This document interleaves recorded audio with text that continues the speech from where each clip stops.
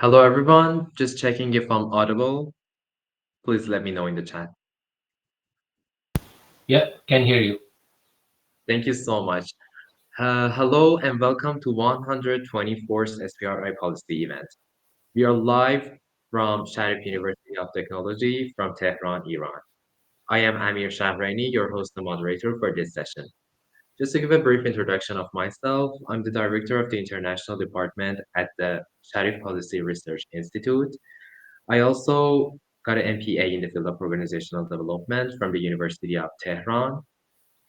Uh, and I am a policy researcher in the field of innovation and AI at the Sharif Policy Research Institute, summarized as SPRI. SPRI was founded in 2008 as an affiliated research institute with the Sharif University of Technology, which is the top ranked university in Iran, according to 2025 QS rankings. At the SPRI, we focus on the crucial role of cultural and creative industries. At SPRI, we analyze the macro trends in creative industries with considerations of recent advancements in AI to provide policy recommendations for both public and private sectors. We also offer different development strategies to different businesses in the region. So content creation is like the backbone of creative industries. We have worked in the field of creative industries at the Institute for the last few years, at least last 3 years. And today we're honored to have the first panel of a series of international panels on AI in higher education. So as you guys may have seen in the poster and our announcements for this session, the title of today's panel is Academic Pathways for AI-Driven Content Creation. We are here to explore the evolving landscape of AI-driven content creation. This panel explores the transformative intersection of AI and education, focusing on how academic courses can adopt to prepare students with the skills needed for AI-powered content creation. As AI continues to revolutionize creative industries like media, marketing, and even education itself, this discussion will provide valuable insights into emerging academic pathways, curriculum development, and the roles that research institutions like us can play in fostering future-ready talent. So, by delving into the key topics of this panel, we hope to provide a comprehensive overview of the current landscape and the future possibilities. So, before we enter the discussion, let me tell you that today we're going to discuss these six main topics. We will begin by discussing about the role of academia in shaping AI-driven content creation. After that, we will be talking about interdisciplinary approaches to to AI education, which is going to be presented by Fatih. Uh, and we will be talking about curriculum design for the future of AI-driven creativity. Then we will be talking about ethical considerations with Charitar, and we will be talking about fostering talent for AI creative industry. And at the end of the panel, we will be talking about global and those regional perspectives on AI education. So let me tell you guys, to the audience, that if you have any questions during the session, just feel free to write them down in the chat box. We're gonna read them all and select a few to ask them at the end of the session in the Q&A part. This session will feature leading voices from academia, policymakers, and industry, which offers a comprehensive perspective on how we can collectively shape the future of education for the AI era. So today we're honored to have five outstanding panelists for this event. We're so proud to welcome you guys. Roman Infantastu from Peru, Atul Apte from United States, Charitat Bharti from Canada, Killian Woods from the United Kingdom, Fatih Sinan Esen from Turkey. I would like to welcome you guys and thank you so much for joining us today on this panel discussion. So I would like to ask you guys to introduce yourselves. So let me start with you, Roman. If you can hear me, could you please go ahead, introduce yourself, and just briefly give us your introduction to this topic? Yeah, I can hear you, Amir. Thank you for the invitation. And to be brief or short in my introduction, well, I am Romulo Infante. I'm from Peru. I'm a lawyer, but I'm mainly focused on what is called as ethics and policy for AI, for the use of AI for good. And I'm currently the co-founder and executive director of Empatia Lab, which is an NGO based in Peru that tries to promote the ethical and responsible use of AI in Peru and in other countries of Latin America.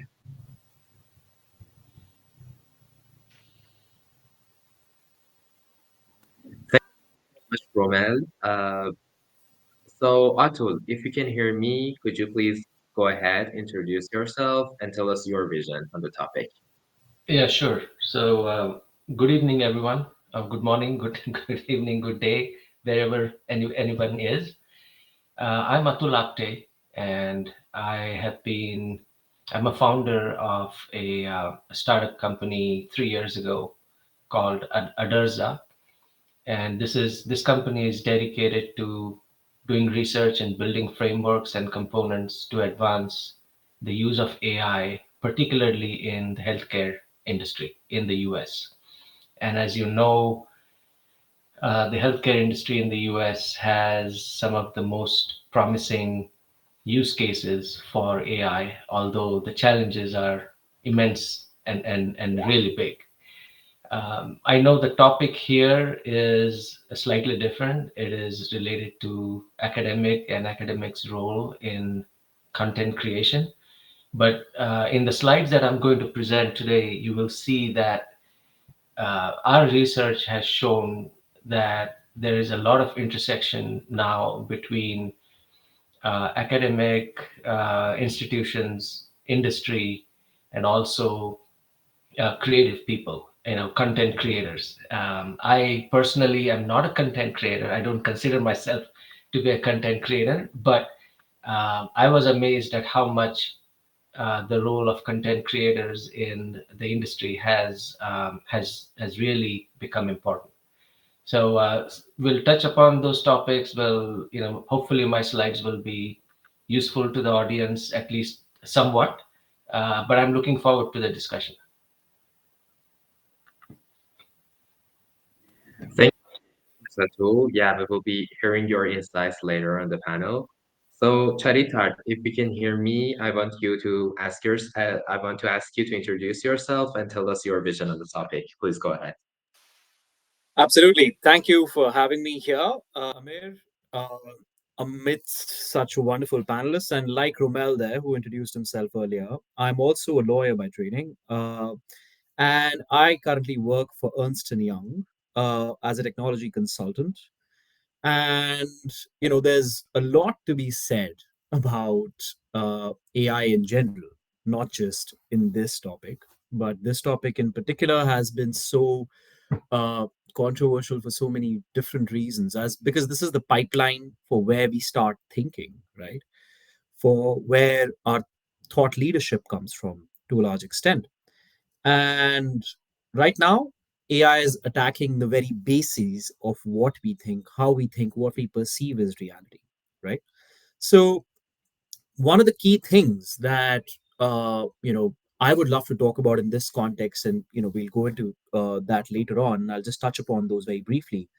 Is how it's changing the landscape for what we previously thought education meant, because the very meaning of it is changing, right? You used to write essays to get a glowing, A plus on your essay on your course earlier, but now you don't need to as much as decide what the content will be. You don't need to actually put pen to paper. You need to put a prompt in, is what seemingly, you know the technology and the landscape itself is headed towards. And then there's the problem of it judging how, we say something is good or bad. Used to be like, oh, this is original versus this is not. But we can create original stuff now with AI. So plagiarism has become such a major concern. With that, there's technology to solve technology's problems. So there's watermarking, which is one key problem. So I'd love to go into that, but largely to kind of summarize my view on this, and we can delve into it later. It's here to stay. We need to learn to live with it. And in the course of this conversation, hopefully we can figure out how. Thank you so much, Meditat. I appreciate it. And we will be talking about later on the panel.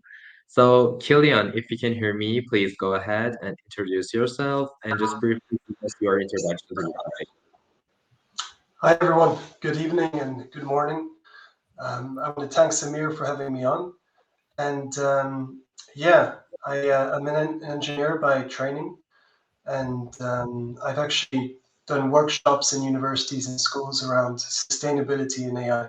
So, as we mentioned, AI can be used for good, but I also think this conversation will be interesting because, well, as was mentioned, if essays are being written by AI, I do think we're limiting some aspects of education. I think essay writing is a great way of exploring ideas, and I think it should be used like a calculator in a way. But we can talk about it later, where it does revolutionize it, but doesn't limit us. Thank you so much. I appreciate it. And Fatih, it's your turn.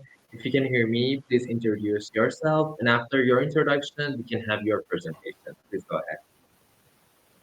Thank you very much. Hello, everyone. It's a real pleasure to be here with such a diverse group of thinkers and educators and innovators. It's Fatih Sinan Esen. I'm a senior computer scientist, researcher, and author, specializing in AI and large language models in advance. And I have been working at TÜBİTAK, one of the Turkey's leading research institutions, since 2007, where I contribute to various innovative projects in AI and digital transformation.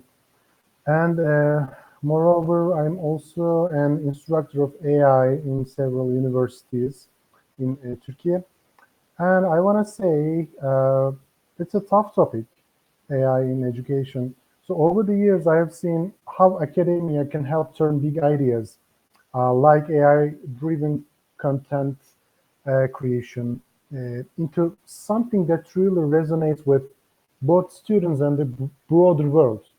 Okay, so at universities, for example, we're not just teaching programming skills or just running machine learning experiments. We're also encouraging a kind of creative mindset that blends technology with art, storytelling, ethics, culture, and also law. So, from a point of view, it's about guiding students to become fearless explorers who can use AI tools as well as other technological tools to bring their unique visions to life. Okay, so we're talking about going beyond the just ordinary textbooks and tapping into hands-on projects and making sure what we do aligns with industrial needs, of course. So our graduates can hit the ground running in a world shaped by intelligent technologies and this future world. But I believe it's even bigger than that. We need to erase those old disciplinary boundaries and have computer scientists, designers, and linguistics, policy experts, and psychologists all learning side by side.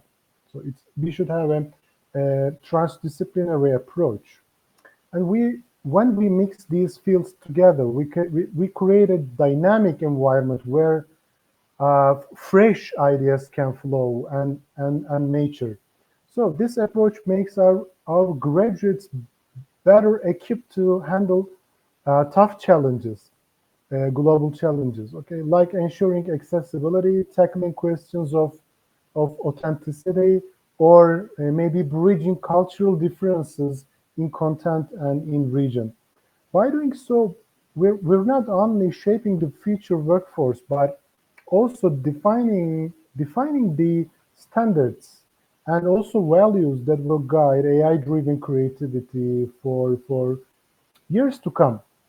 So I'm excited to see what can accomplish working together across borders. I'm seeing people from various regions, and I'm happy about that.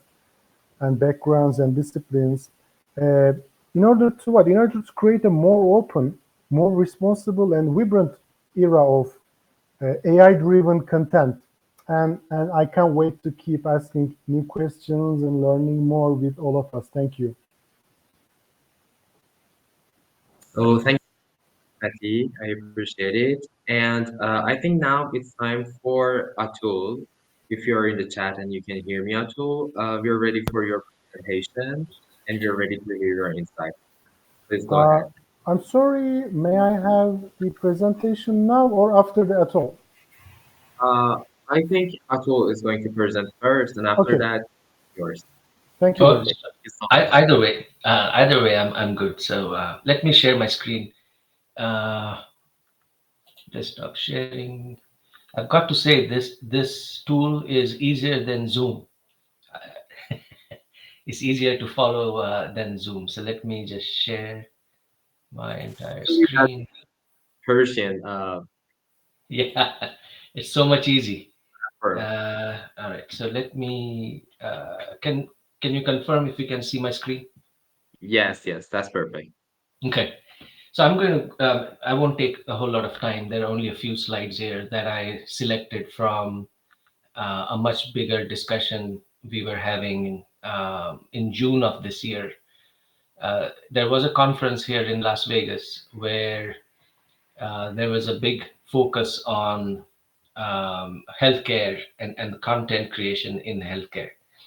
And so these are some of the slides that I presented in that in that context. So I've got a few slides from that presentation that I'm going to share with you today. So first of all, I know the topic is content, and typically when we talk about or think about content, in the current situation, at least across many industries, the discussion moves towards content management. How do we manage it? How do we govern it, etc., etc. And in the age of AI, there is now a renewed focus on how we do this. Okay, and whether the current systems are able to support us or enable us, or should we be looking at newer systems. I want to point out that one of the things that we learned in the process over the last 2 to 2.5 years is that every content is, and I'm sure everyone on this particular event here agrees, that content is generally created by a combination of intelligence and effort. And in the age of AI, really the question is whose intelligence and whose effort. And that topic really centers on understanding how the new content is going to be created and how it's going to be managed. The next point I want to make and share is the concerns are ubiquitous. Everybody across the world who is exposed to AI becomes concerned, and some of those concerns are universal in nature, and some are more geared towards not knowing enough about AI, and that causes some concerns to creep up. But in general, all of our concerns can be linked back to the impacts of AI on activity and content. What do we mean by that? So in most cases, for example, we are concerned that if a company starts using AI, what's going to happen to my job, right? That's a common concern. What happens to my activity? Am I going to be, sorry, these slides are advancing on their own, but I'm going to flip back and forth a little bit.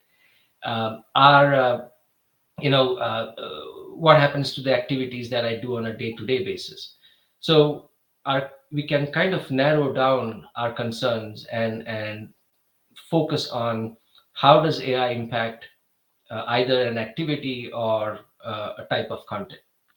There's also, and I've heard from other panelists today, there's also an increasing awareness of ethical dimension and its intersection with both the activity and content. This hasn't happened before, right? So there has been some work in terms of business ethics and ethics in the academics, and how do we improve that.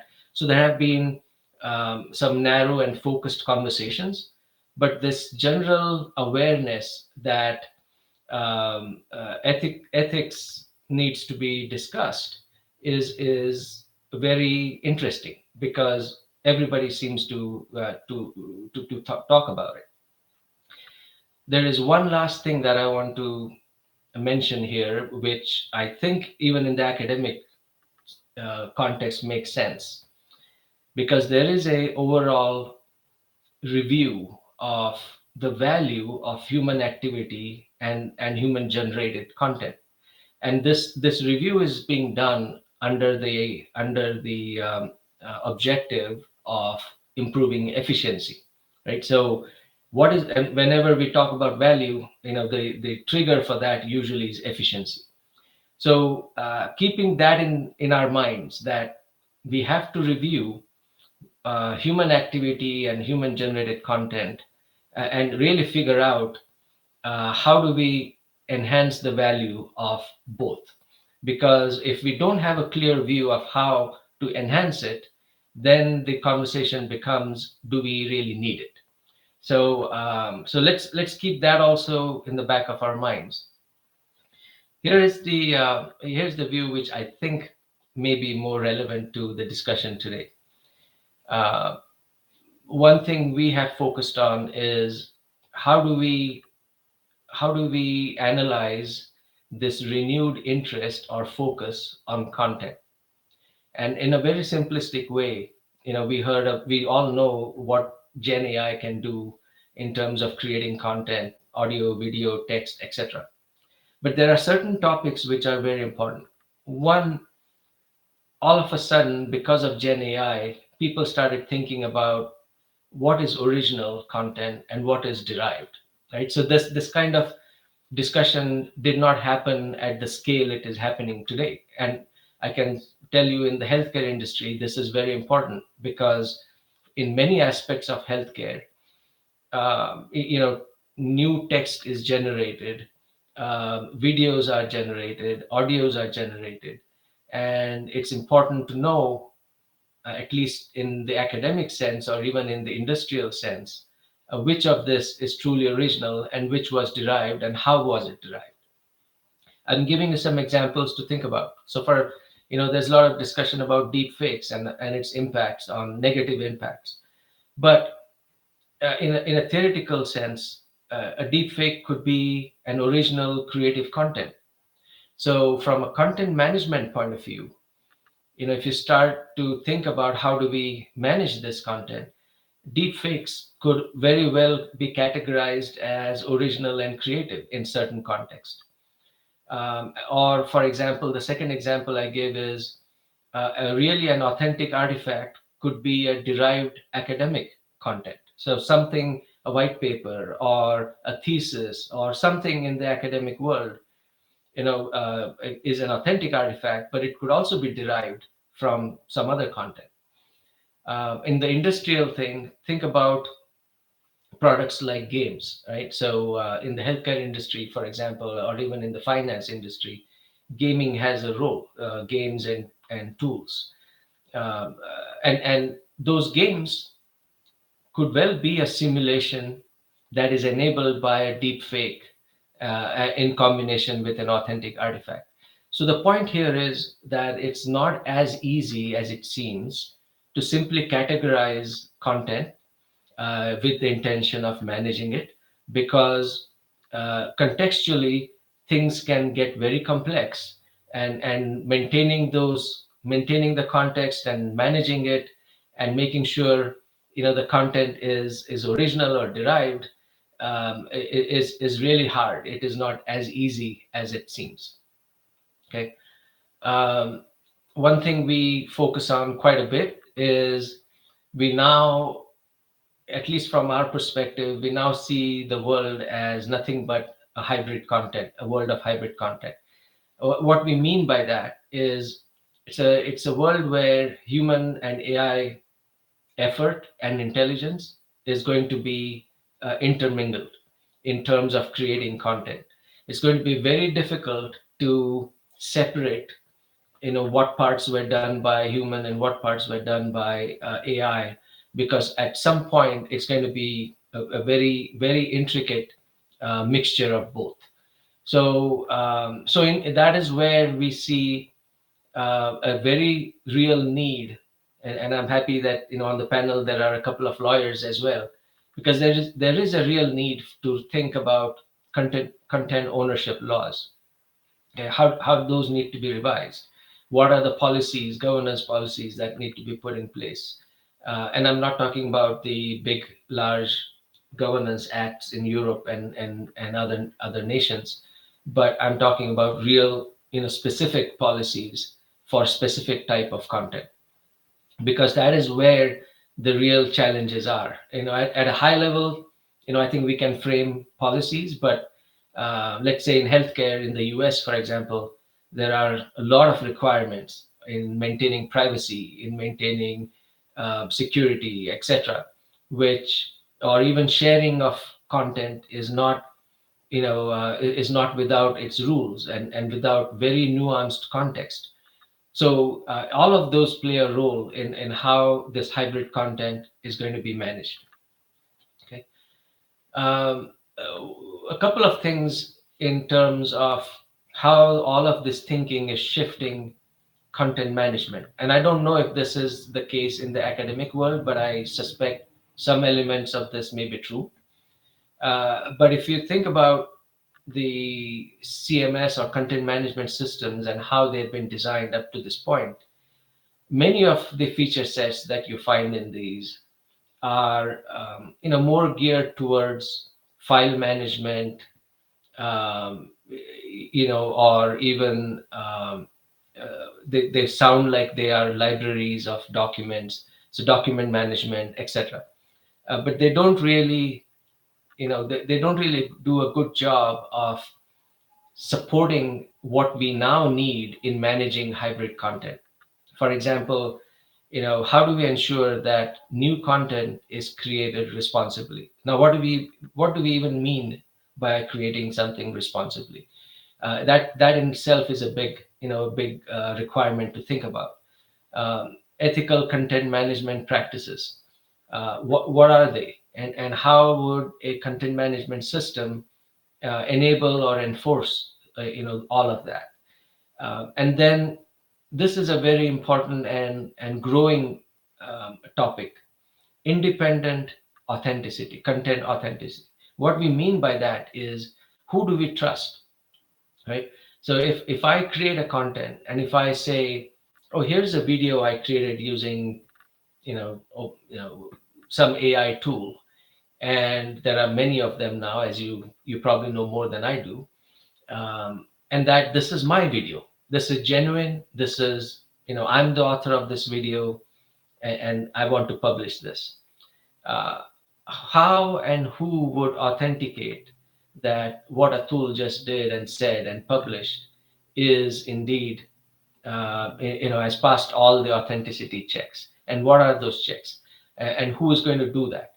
So some of these things are emerging as topics, but this is where the academic world can help the industry and even the creative content aspect of it, on how to partner with or how to get involved in independent authenticity checks.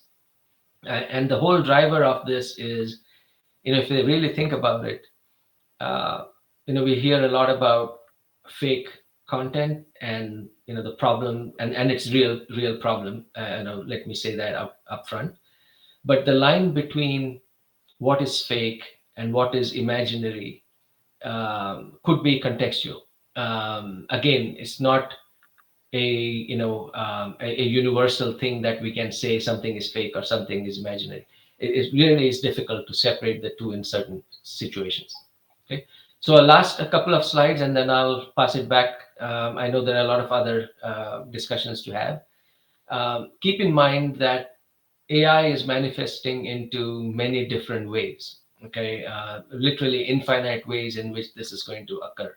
And for all of these manifestations, content management is the foundation. We have got to figure this out and we have got to figure this out quickly. So the last, I think there was a question put to the panel about what skills are important. I feel the most important skill is communication. And going back, it's like the circle comes back to why communication is important. Well, someone mentioned Gen AI prompts and prompt engineering. Well, that is the way in which we communicate with the AI world. So the skill sets here, our communication skills rather, are extremely critical for the future generations as well. And that's about it. So those were the things I wanted to share. Hopefully they were relevant to today's topic.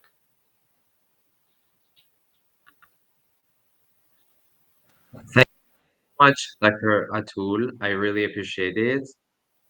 And now I think it's time for Fatih's presentation. If you're ready, Fatih, we can have yours.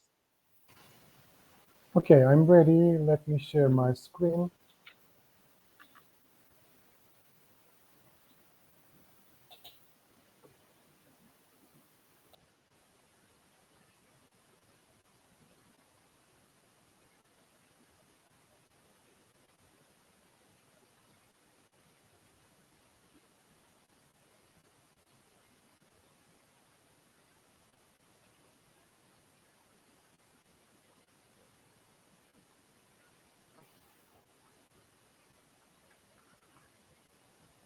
Do you see my screen now? Yes, it's visible. Yes. And Okay, thank you very much.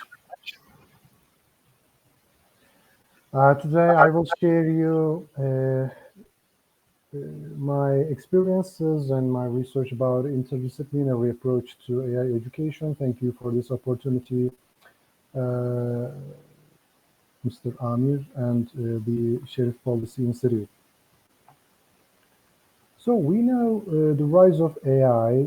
I want to share a brief history. We have early beginnings in early 50s. The term artificial intelligence, as we know, was coined in 1956, marking the beginning of AI research. So these are the early efforts, and they were focused on problem solving, game playing, and symbolic reasoning. So after that, we have, of course, an AI winter.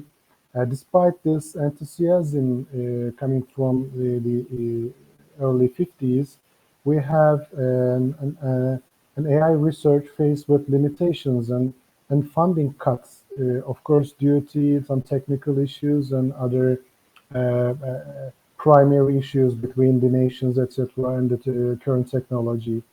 So in 80s, we have a revival and machine learning stage. Advances in computing power and data availability, of course, led to a resurgence of AI. And after that, we have a deep learning boom, of course, after 2010. Deep learning techniques fueled by large data sets provided everywhere can be reached from internet and all the databases, open data, etc. And we have powerful GPUs, revolutionized AI, and etc. So we have a technical ability to analyze data, big data, more efficiently and in a swift way, in a fast way. So we have a need for interdisciplinary AI education. We should focus on that because AI is inherently interdisciplinary nowadays, drawing on not just computer science, but also mathematics, statistics, domain expertise, and other ethical and responsible AI issues. They require input from diverse perspectives, of course, including philosophy, ethics, and social sciences. So this stage should have a collaboration between engineers, computer scientists, designers, artists, domain specialists, and almost all the disciplines, right? So what we need to bridge the disciplines, okay, like the leftmost image, which has been produced by AI in Google Imagen 2. And we have three pillars in this topic. First of all is collaborative research. So we know that AI research benefits from cross-disciplinary collaborations. Okay, and the second one is curriculum integration. Integrating AI concepts into various academic disciplines, okay, not just engineering or some maths or statistics, but also humanities, social sciences, and of course, arts. Okay, we know that there are great models that can produce great art pieces, masterpieces, by just having one sentence or just letters, right? So, and the third one is, of course, joint projects. We should have a collaboration and co-creation stage between the counterparts from different regions and from different disciplines. So we need to develop interdisciplinary projects where students from different disciplines work together. Okay, so that's important. So let's see, first of all, the role of ethics in AI education, okay? So why ethical considerations are important? We know that AI is a complex area right now and an emerging technology. As it becomes increasingly integrated into ethical considerations and communities, societies, that's very important right now. So AI education must equip students and all the professionals with the knowledge and skills to develop and deploy AI systems. So the second one is bias and fairness. By being human, we're biased. Okay, we're not thinking always objectively. That's a true sentence. So, what about AI systems? AI systems may have bias and may not be fair at all times. So, they can inherit and amplify biases present in the data or maybe in the algorithm. Okay, so not just the data resulting in bias, but also we have some algorithms and we should adjust them not to have any bias in the resulting model. Okay, that's also important. And the third one is privacy and security. All these systems and all these pages, social media, etc., are collecting very big amounts of data. Okay, most of these data are personal data, of course.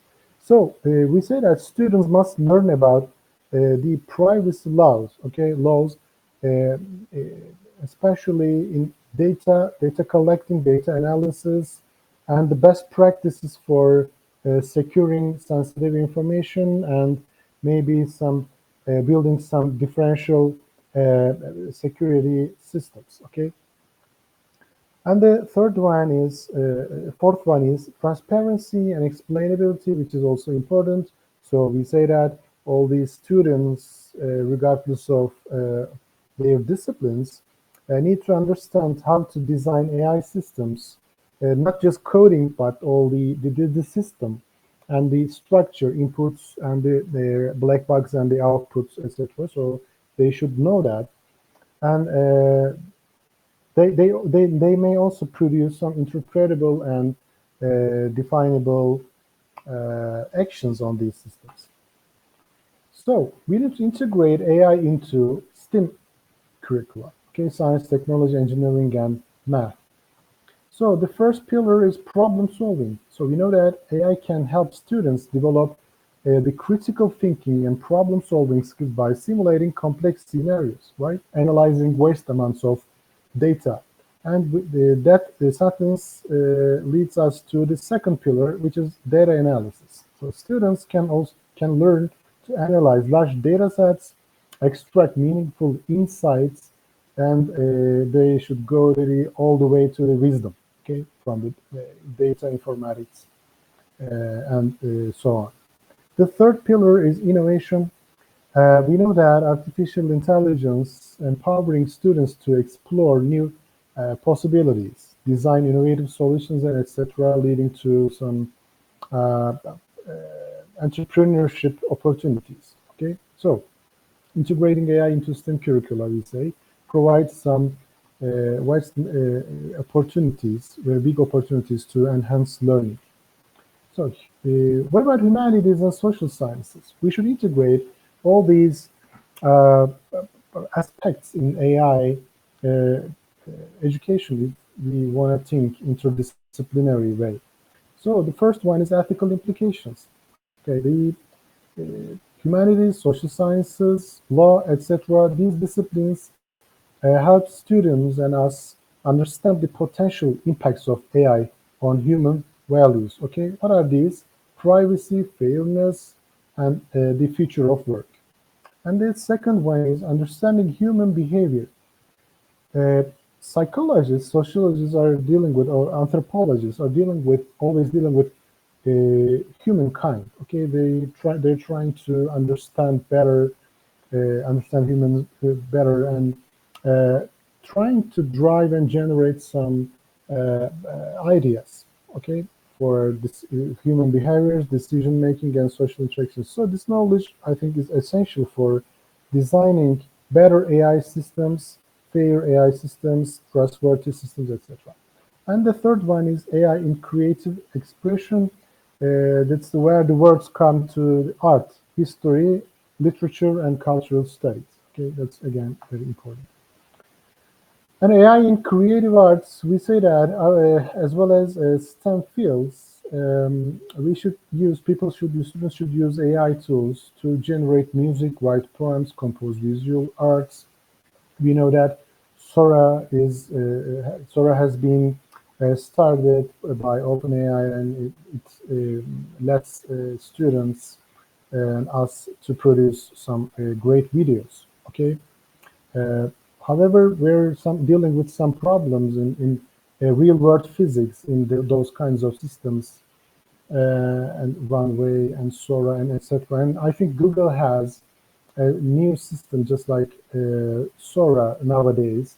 So I think they will be better in creating arts for the students and end users in a couple of years.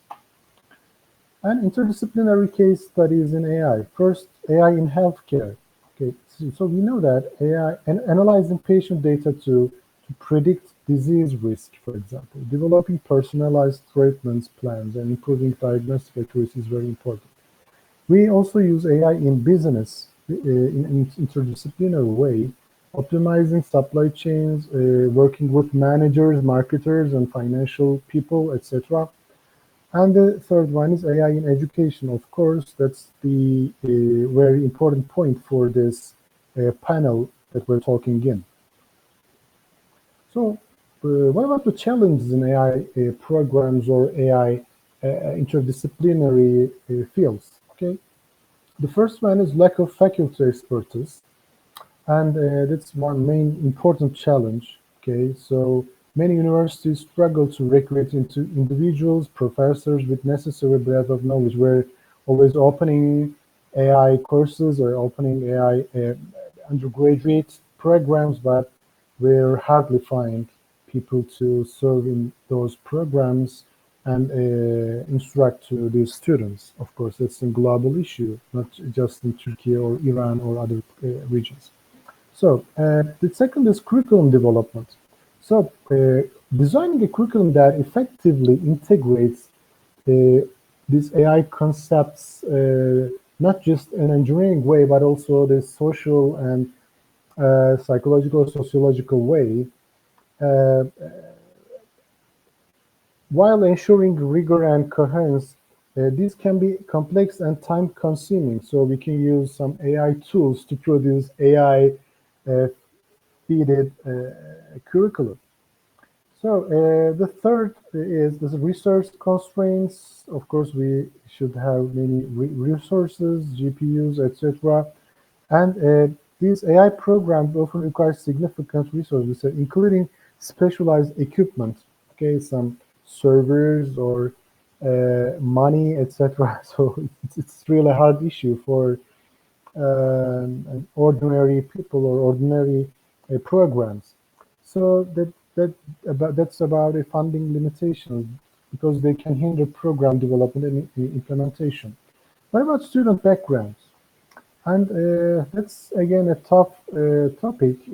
Students are uh, almost do not students do not think interdisciplinary in AI programs. They're just looking in just an engineering way or just a social way. So we need to collaborate them to co-create an joint projects or joint program, etc. So they should talk with each other. Okay. So it may be a challenge for curriculum design for some interdisciplinary programs. So we can go about that and adapting teaching methods. Fatih, just to let you know, we got just only a few minutes for the Okay, presentation, and we will be oh, jumping to the discussion. thank you. I want to ask you to Um, make it a little bit shorter, please. Thank you. okay, thank you. Let me summarize the rest of because it's long presentation. Okay. Let's see the future of interdisciplinary AI education. So, the landscape of AI education is constantly evolving nowadays, okay, driven by advancements in both technology and society with innovations and entrepreneurs. So there's a growing need for AI-ready workforces. Okay, so uh, we can investigate in two pillars. First of all, emerging technologies. So we insist that AI education must adapt to the rapid evolution of AI technologies like generative AI, quantum computing also, and edge AI. Okay, these are important. And the second one is human-centered AI, and we can say the trustworthy AI or responsible AI. So it's an focus on ethical aspects of AI, so ethical considerations and the human impact of AI. Okay, so this will play a crucial role in curriculum design. Thank you very much. Thank you for your attention. Thank you, Sir Fatih Sinan Hasan. I really appreciate it and looking forward to keeping the dialogue. Uh, so let's start the discussion. Now we will be talking about the role of academia and universities in shaping AI-driven education. I can hear my voice echoing. Thank you. So I want to start the first question with you, Kilian, if you're in the chat and if you can hear me, please let us know what challenges do institutions and universities face when adopting AI technologies into traditionally human-centered fields, especially like content creation, which is the topic of this panel. What are those challenges? I think the challenges are the students generally already have access to these tools, so they'll be using it on their own side, and they might, like a lot of the time, it will be used for more maybe unethical ways. So it could be used for cheating or different things, or even creating content which you don't really engage in or you don't really understand. But I think we can switch the coins, switch it around, and that would be that we give lessons and we have courses in something. So it doesn't. You don't have to be an engineer to do it. You could do it in prompt engineering or learning how to engage with the AI to really create better content. But at the same time, make sure that you're still learning as part of the course, and you're not just copy pasting something. I think that's very important. So I think that comes from communication, actually, as was mentioned in the presentations. Communication is a huge skill that not just the students need to have, but also the professors. They need to be able to break down these new emerging fields, um, and help students understand the best way that they can benefit them. But also like create engaging conversations. So I think the way AI can be used effectively, and when I've done it in workshops, is I don't, and it's different than in a university professor context where he's giving a lecture. In this case, I'm trying to engage the audience and coming in and simulating different aspects of sustainability and see how students can come up with answers and ways of solving it. So I think, yeah, even in a university context, getting people to engage, to hands-on use the software, um, and maybe moving away, in a way, maybe that's how to revolutionize education, in which we move away from just learning by heart and regurgitating information, and we're really engaging more with it. And I think that's the way universities generally are, but we can even improve that with AI, which is a change from students usually coming from schools. Because I've also done workshops in schools, and I feel schools are very much based on regurgitating, depending where, but a lot of the time it's memorizing information. So, for an example would be if you're using yeah, basically prompt engineering. So how can you build your own application and you get students to do it using an AI like ChatGPT? Thank you. Yeah, can I say something?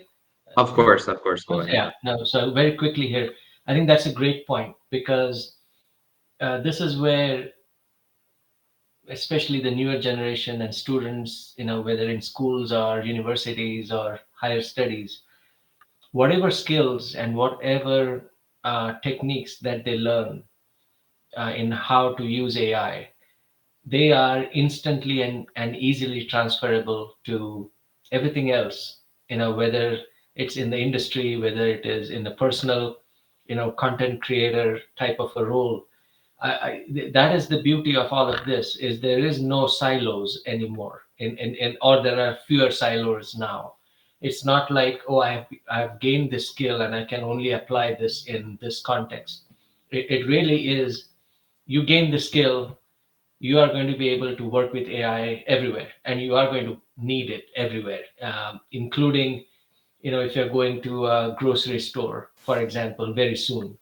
Healthcare we talked about. So that is a great point, and I think this is where it will be a huge improvement for all of future generations to come. So great point. Thank you so much. I want to go to Charitra because his background is comes from law and legal issues. So I want to ask the same question from you to let us know those challenges that institutions are facing when it comes to adopting AI to traditionally human-centered fields. What are those Yeah, challenges in your background, actually? right. Thank you for that. And like there's limited time now, so I'll be very brief. There's two ways I see this problem. One is the use of AI in universities, which could be on students, and then there's the use by students. Right, that's a mental framework to kind of put this in. And when you think about the first one, right, like it's the introduction of chatbots. uh, Human-centered fields, teaching was always one, right? So we always thought that, okay, there's always going to be somebody who will lead you to a particular answer. Now there's that, I think, still remains relevant, right? What happens now is that you now have after hours questions being answered by TAs, which are entirely AI generated. So one such example that I would give is Jill Watson, which was one, TA in Georgia Tech, and nobody knew in the class that this person, this AI was actually an AI in the sense. Huge transparency problem, but we'll go to that later. And eventually, that ended up being a situation where that TA was out of the 9 TAs on that course, 8 of them being human, the best TA of them all answered and consumed about 10,000 responses previously from the same class in the chats, and then answered all of those questions. And that was after hours when students are choosing to study in a 24 hours library, right? So hugely beneficial, and something which is actually being deployed. Whether it's being deployed ethically, should they have told the students that? I have my thoughts on that, which is a different issue. But one key example where you're using AI on students, helping them in ways that they didn't previously think. But for learning, one of the things that these systems are doing is consuming huge amounts of personal data. And somebody had mentioned privacy, right? So if you're consuming personal data, creating a profile of the student to then provide personalized tutoring, right? Which is what's happening, which is the future now. Everybody can learn on their own pace. So when that's happening, you're creating huge amounts of personal data dumps, which you'll have to then protect, very stringently, because this is going to be because they have intelligent mood automation systems, for instance. That is mental health data, incredibly sensitive. You can't really have that kind of data and then leak it out. For example, somebody has a ADHD problem, right? Or a superpower, however you want to describe that. So that, if that data tends to leak out, using that data, you have incredibly sensitive information about them, and you have to be very, very careful using that. Second is using uh, AI systems by these students. Right now, what's happening is increasingly we're seeing students accused of plagiarism when they didn't actually do it, right? And sometimes they are actually doing it and getting away with it scot free. Either way, it's a problem. So one thing that I think is going to be the future, one professor, and I'll give another example there, Ethan Mollick. He's based out of Wharton, and what he's doing is he's not just saying you can use Chat GPT, he's mandating the use of Chat GPT, which is an essential skill he teaches them by way of his class. And then there's the problem of watermarking tools, right? Watermarking, to be very, very quick about it, is it's something which tells somebody that this is an AI generated content. Now, these tools are incredibly flawed, and you have cybersecurity issues where an attack could disable these tools, and you could be fooled into thinking that something is AI generated or it's not AI generated. Basically, they're not very helpful, and they are prone to mistakes. What that does is land students who are doing genuine work in trouble, and also land students who are not doing the most genuine work based on the type of class. My opinions on that aside, get away with it scot free. That is a technology problem that we're still wanting to solve. Human centered problem. A teacher used to correct the paper, but now there's no point to it, right? I'll summarize this very, very quickly, which is it's going to be around. We're going to have to deal with it. And one way that we can think about it is advantages and disadvantages. For teachers, you can do simulation of actual student activity. For students as well, they could pretend to teach a student, ask AI to assume the role of a student and teach it. Best way to learn, right? You have risks from automated decision making here, right? If you're assessing or evaluating or admitting students based on some essays, and if it's not being done properly, that AI was flawed in the first place, you could have some problems, right? You could also have advantages in terms of generating fake problems that you could work on, right? And creating realistic context around those, and that really helps in moots in law schools, for instance. And there's a lot to be said around this, but largely the risks are also that models are often not reflecting cultural diversity. You're studying in the US, suddenly there's a bunch of students who talk in different ways and who expect to hear answers or education in different ways. One such example was there's this book called The Hate You Give, and an AI model was asked to model its cadence after the main character, the protagonist, and the main protagonist was a black person, right? So an African American person. So all Chat GPT did when given this problem was add yo in front of every sentence, right? So it was incredibly disrespectful. It was incredibly horrible in terms of just it's garbage in, garbage out. If you're not putting the right data in your models, you'll have some problems, and you have to recognize that in an educational setting and treat it accordingly. Stop there. Thank you so much. I see Romel and Fatih are raising their hands. Romel, if you are meant to say something, it's your turn. And just to complement what Sardar said, he just gave a very brief but very complete explanation of many issues. But I think one additional and important issue is who is the person responsible or to make the decisions to automate or to use AI. So, for instance, and I want to give just two examples. Um, Many of the academic institutions right now they're updating their policies, their guidelines, so they have a new updated policies for an ethical use of AI. But their main responsibility is for the professors, for the teachers. They are the ones responsible to decide what uses of AI are allowed or not allowed in the class. Um, the thing here is you can have a good example, like the case of the professor of the Wharton University, when you are very proactive and you understand the potential and beneficials of AI. But what happened if you don't have that type of professor? So if you don't have an institutional policy that try to have this idea very in your priority, which is that AI is part of your effort for an updated digital alphabetization effort. So you need to learn to teach those students how to use independently if there are STEM students or they are in humanities. They need to learn to use, and also if it's available, also develop such tools. So I think we need to reconsider if all the responsibilities should fall on the professors, or if the institutional administration of the university needs to have a more balanced approach to how to use AI on the academic.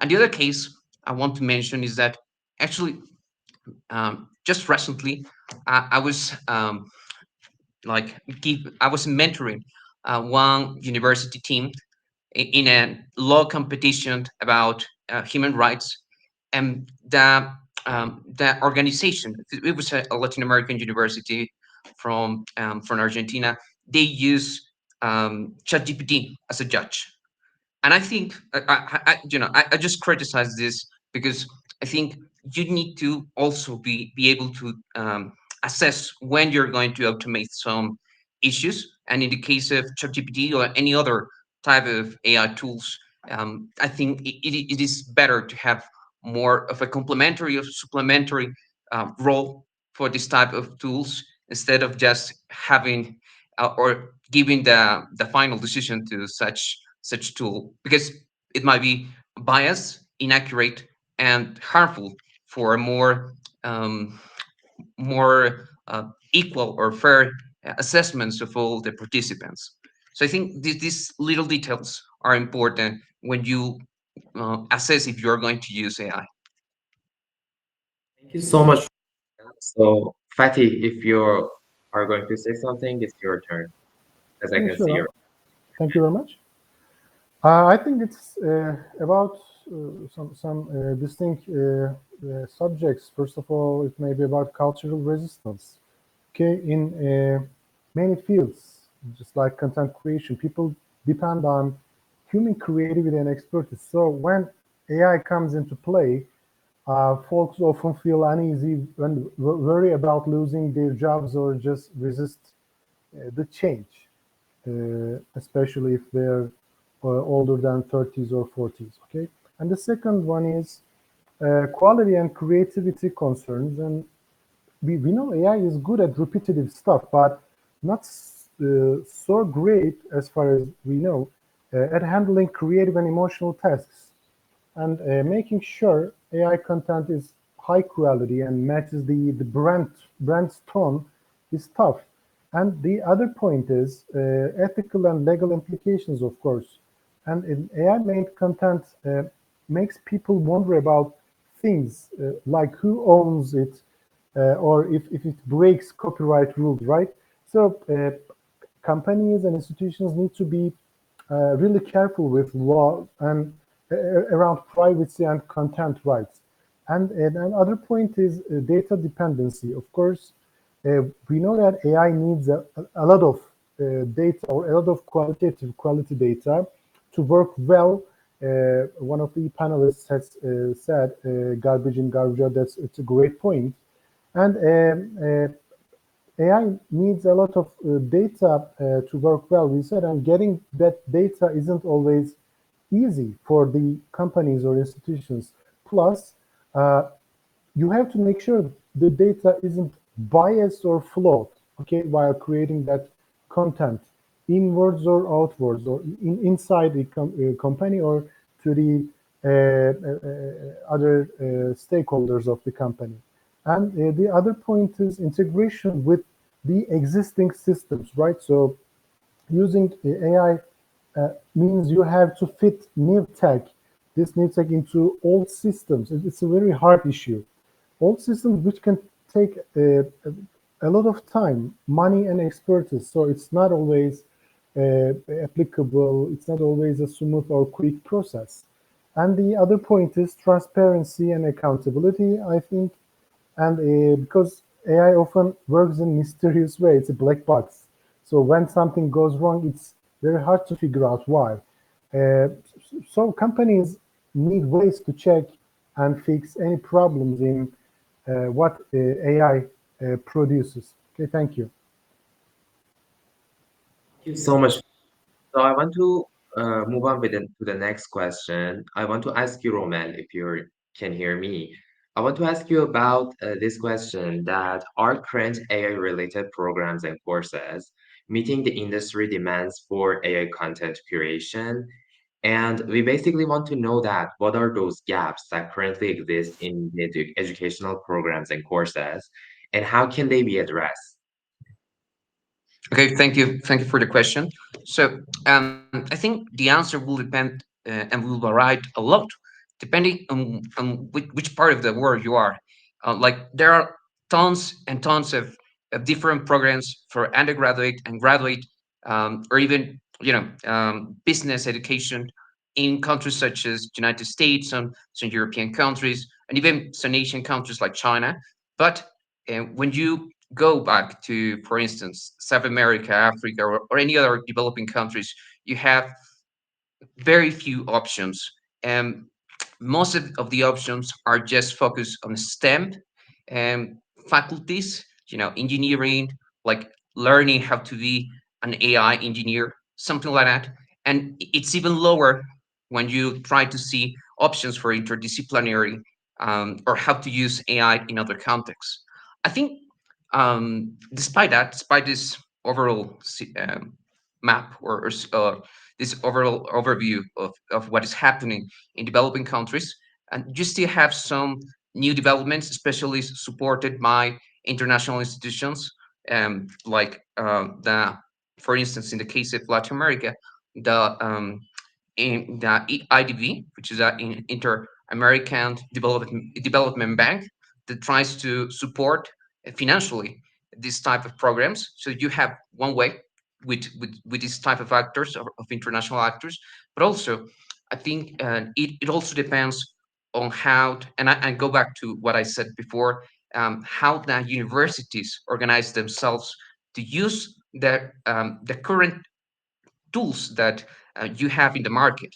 So, for instance, is any university can use ChatGPT and deploy it in the process, and not just ChatGPT, Gemini, or any other um, commercial available tool, AI tool. So you have those things in the market, and I think you can integrate it in any type of program. It doesn't need to be SAMP. It's transversal, as all the other panelists said before. But here's the issue.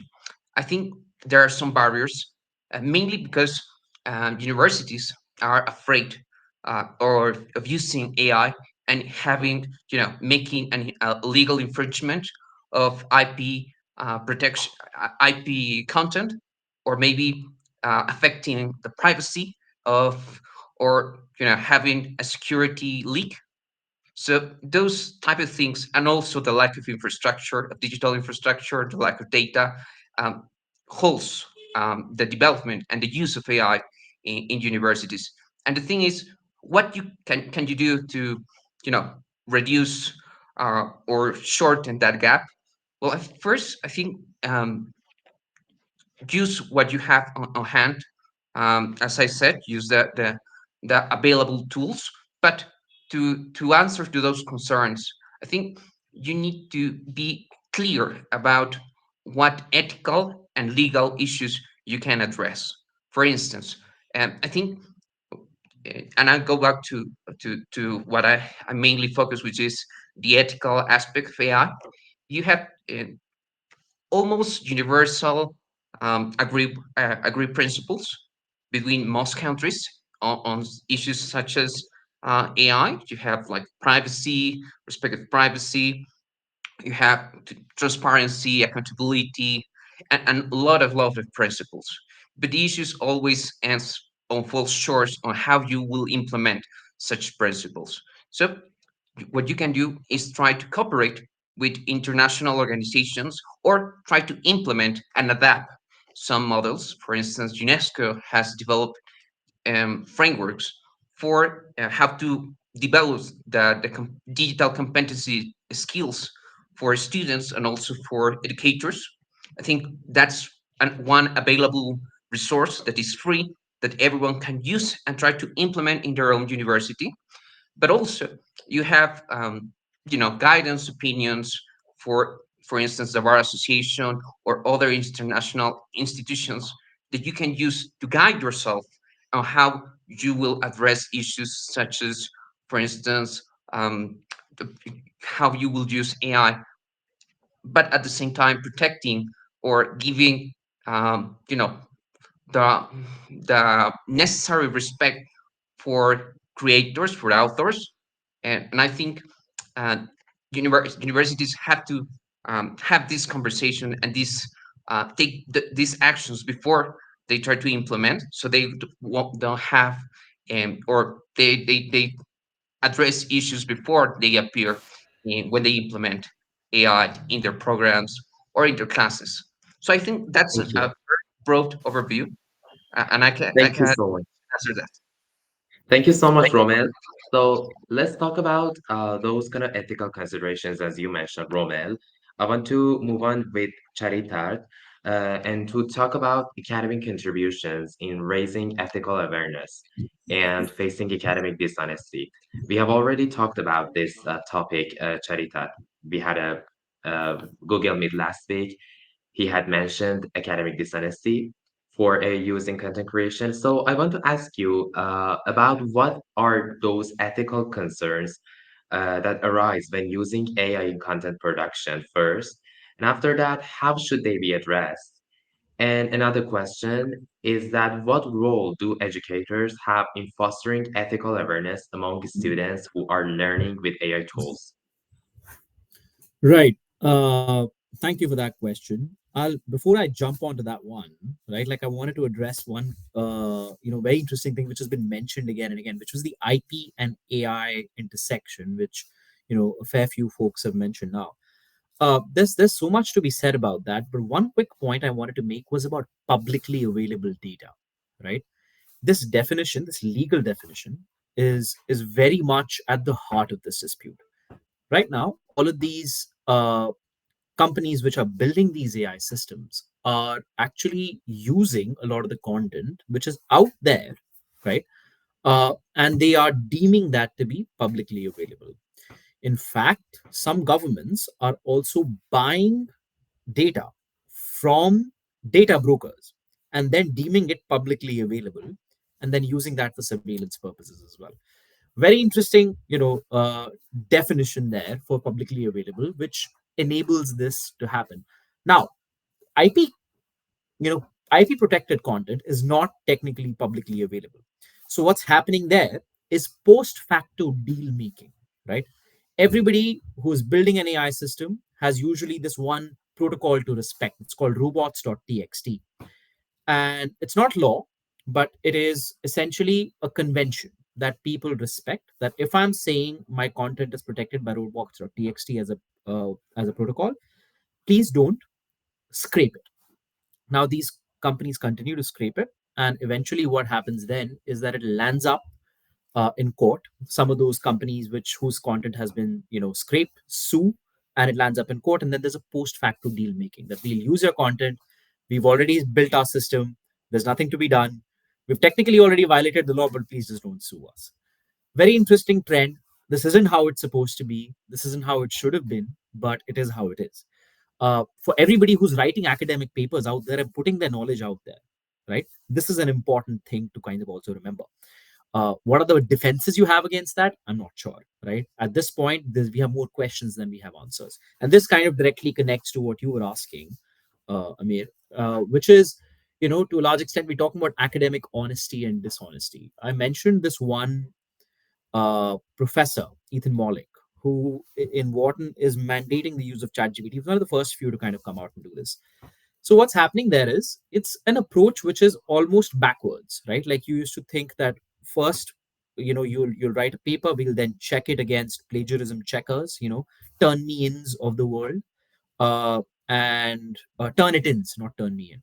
So those, like those tools would usually tell you, okay, this is where they borrowed content from, but that's no longer happening. It's going to be like very properly made AI content, which will be very hard to detect. The only reason, uh, you know, the only way that you end up detecting this is through what we call watermarking, right?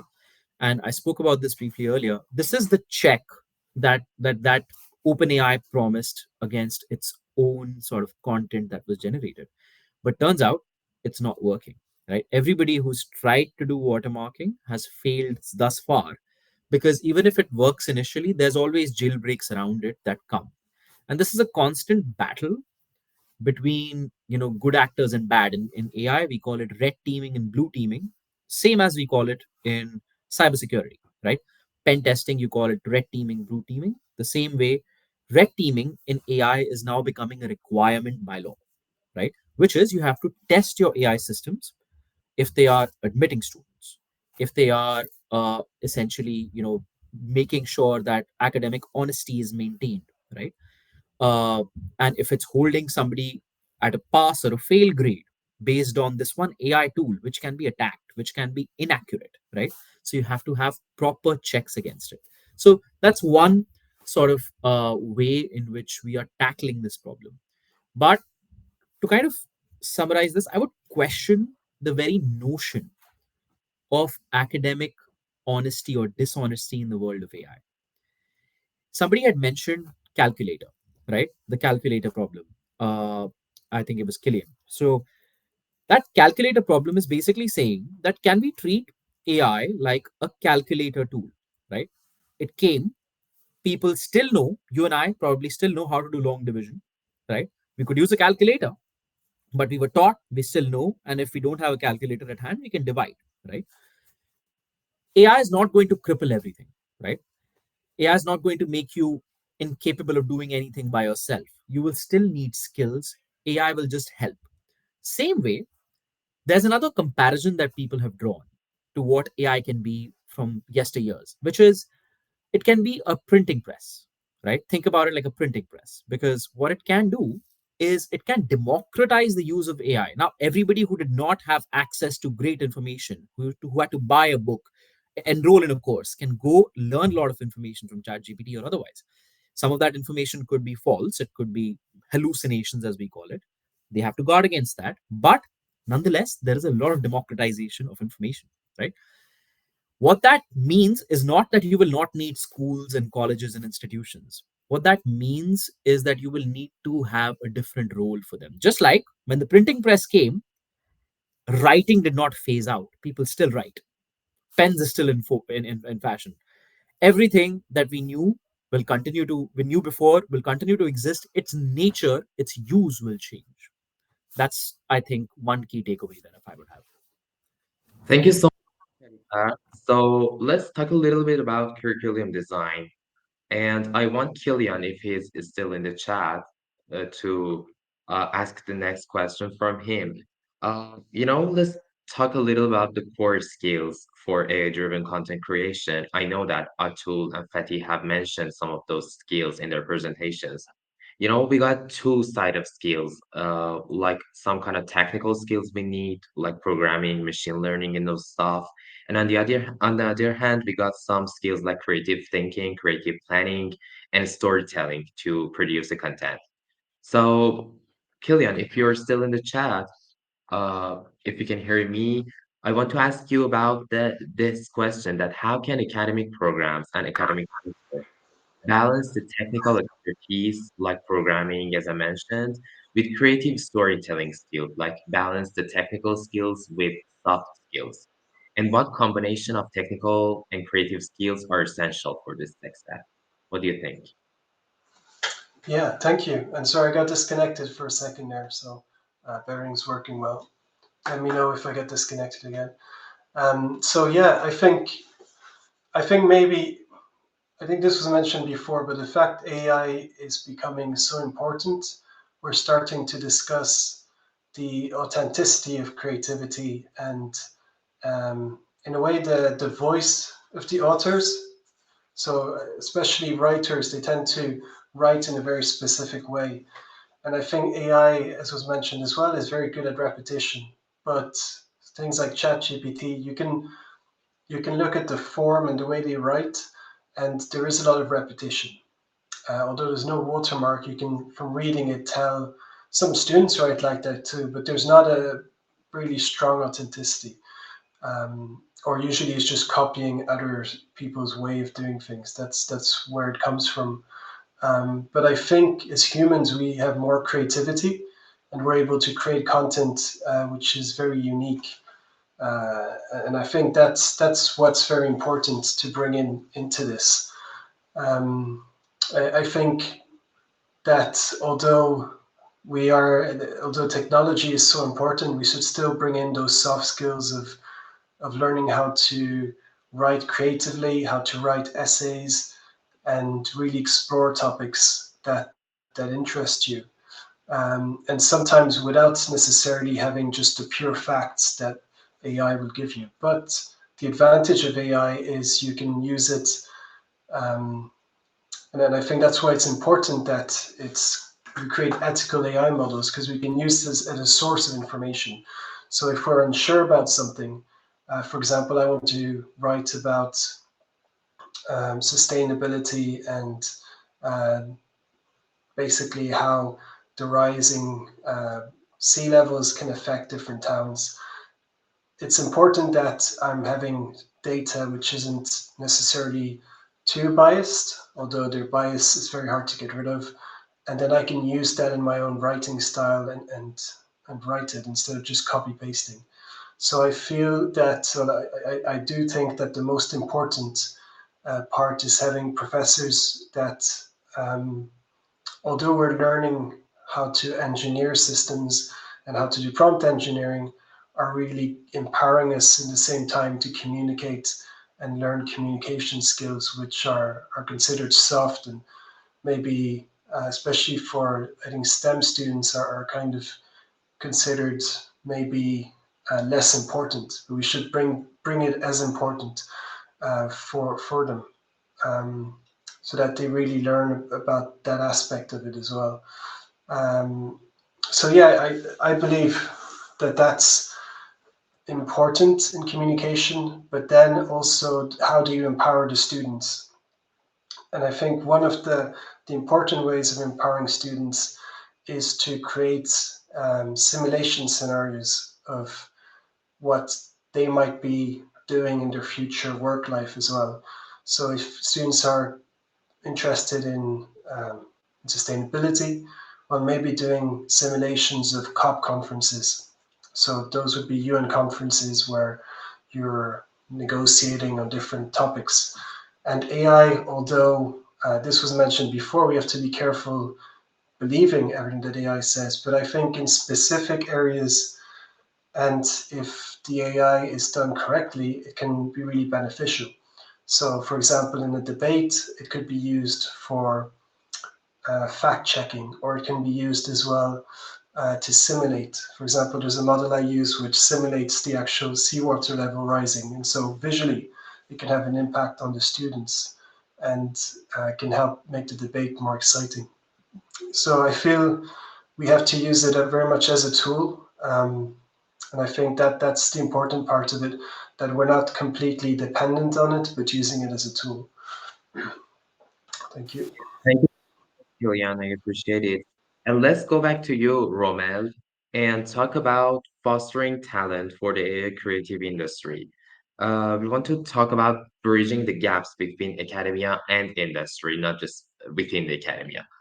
About those collaborations between academia and industry. So I got two questions from two sides, from the sides of academy and sides of industry.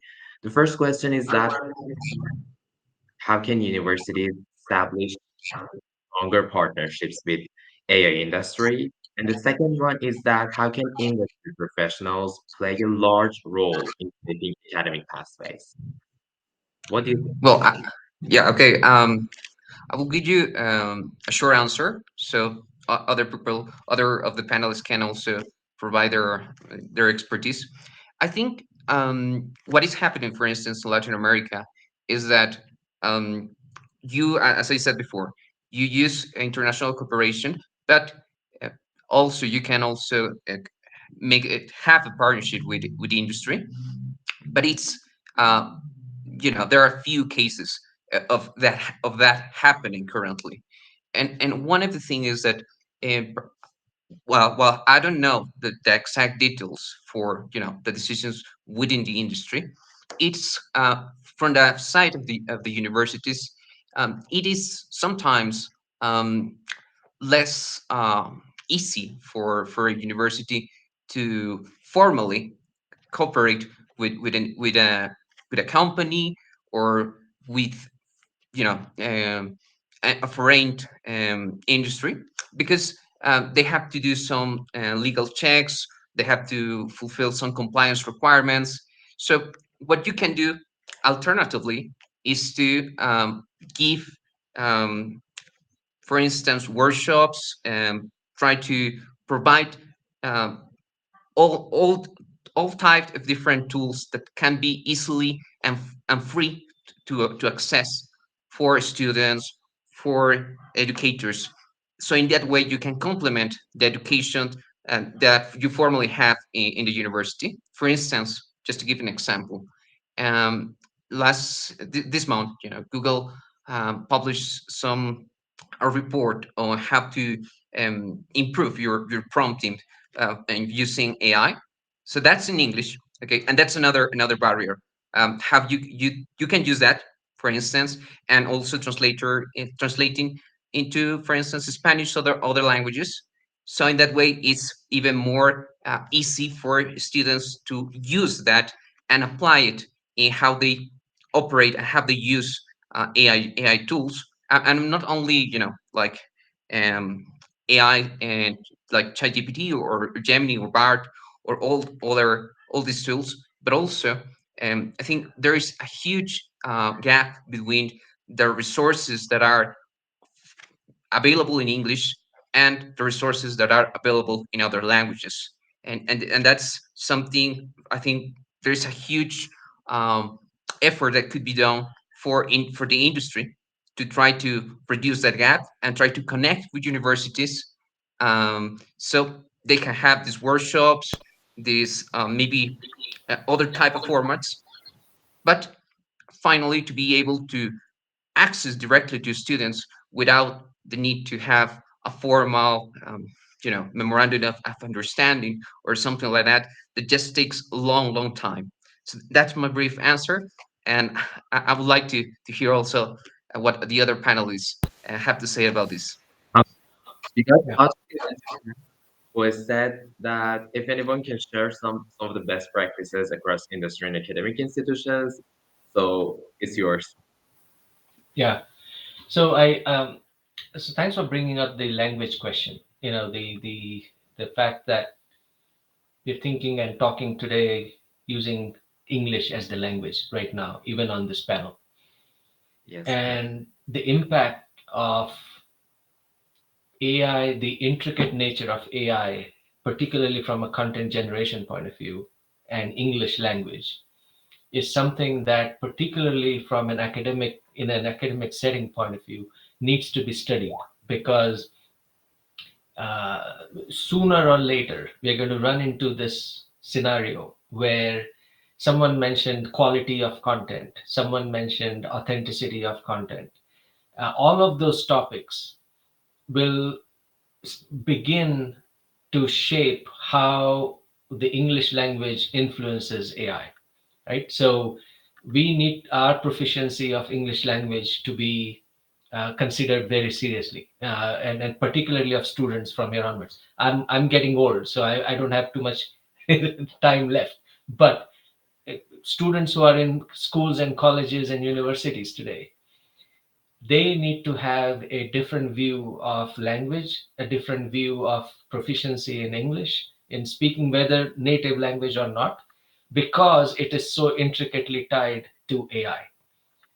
So I think that's a great point, and this is what I meant by best practices. So as the industry is not waiting, as someone else said, and which means industry is going to make mistakes, it's going to learn from its mistakes, but hopefully it won't keep those learnings, to itself.